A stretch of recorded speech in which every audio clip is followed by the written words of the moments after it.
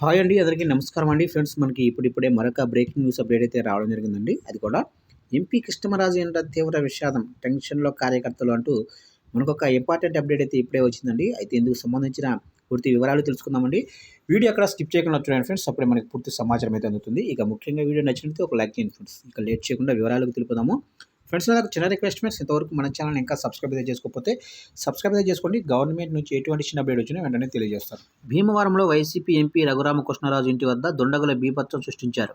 ఇంటి ఎదుట పార్కు చేసి ఉన్న కారు అద్దం పగలగొట్టి 4.5 లక్షల నగదు ఎత్తుకెళ్లిపోయారు.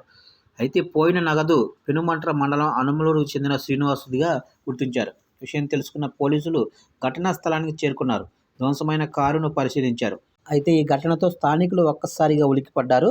అయితే రాబోయే ఎన్నికల్లో టీడీపీ, జనసేన కూటమి అద్భుత విజయం సాధించబోతుందని YCP MP Raghuramakrishnaraju interesting comment చేశారు. అయితే వైసీపీ నేతలు 99% పనులు చేశామని చెప్తున్నారు.